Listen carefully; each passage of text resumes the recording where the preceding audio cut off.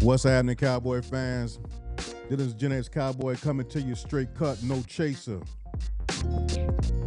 I'm going to end the debate on why we should pass on an O-lineman in round one. I'm going to end it. It's over. Let's get into the show.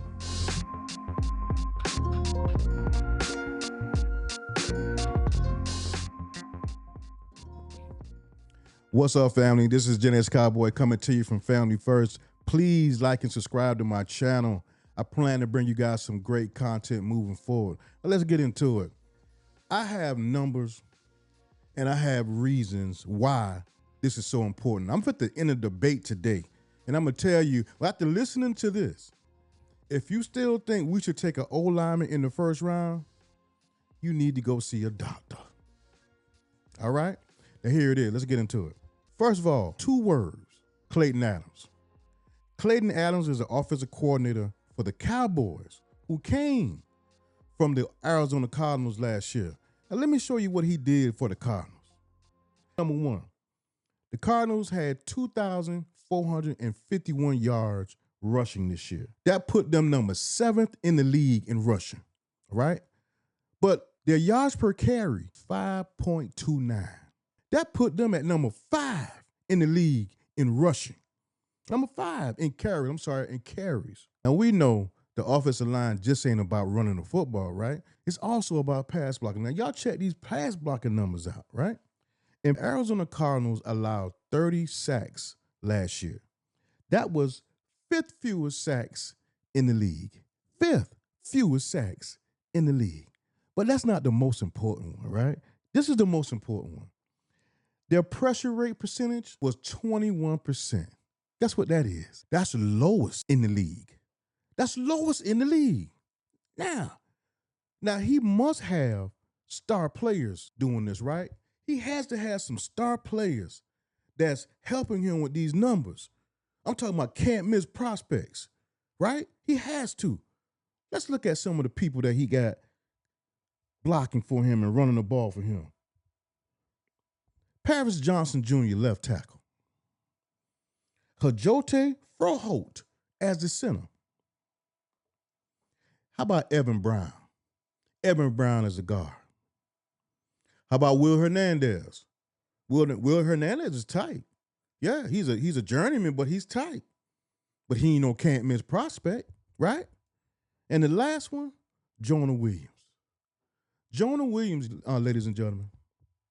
Jonah Williams. This is the offensive line that, let me tell you the numbers again. In rushing yards, was 7th in the league. Yards per carry, 5.29, was 2nd in the league. I misspoke. They were 2nd in the league. They only allowed 30 sacks, which is the 5th fewest in the league. They only allowed 180 pressures, which is 3rd fewest in the league. And the pressure rate percentage is 21%. Fewest in the league. Why do we need an offensive lineman in the first round again, guys? Help me out. I just ended the debate. It's over. It ain't no coming back from this. Ain't no coming back from this.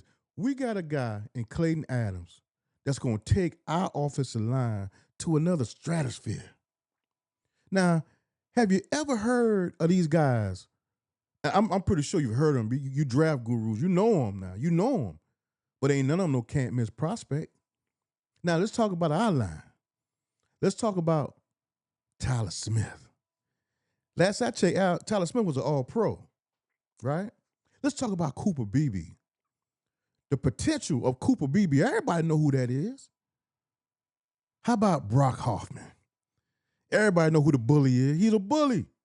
He's a bully. See, I want a bully to be my offensive lineman. I don't understand how Brock Hoffman not getting the respect that he deserves.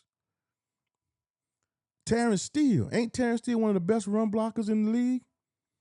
You think Klayton Adams can help him with his pass blocking? Let's talk about the elephant in the room, Tyler Guyton. Boy, you guys don't like Tyler Guyton. This man was only a rookie. He was only a rookie. He only played 1 year. His first game was against Myles Garrett. Myles Garrett didn't dominate him.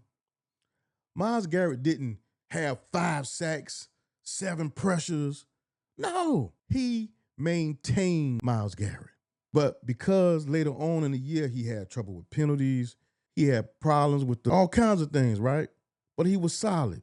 Our whole offensive lineman went down as a whole. You think they got to do anything with coaching? Can we give Tyler Guyton a shot, man? We just took him last year in the first round. We got so many holes on our team. You think we can use some of them draft picks on things we really need on our team? Like a second wide receiver, like a starting running back, like a cornerback, like a defensive tackle? Do we have the luxury of picking an offensive lineman with all these holes? No disrespect to anybody. If that's what you believe, that's what you believe. But you got to understand the numbers. You got to look at these numbers and see what Klayton Adams did with peanuts. Those are no names. Those are no names. And he did it. He did those numbers with no names. What could he do with our team? What could he do with Tyler Guyton? What could he do with Tyler Smith, Cooper Beebe, Brock Hoffman, and Terrence Steele? Let's give our O-line a chance. Let's draft a wide receiver and a running back in the first 2 rounds and help Dak. Now, I got a whole video dedicated to team weapons and how Dak will go to the next stratosphere if we do the right thing with these first 2 round picks. All right, guys, that's all I have for you today.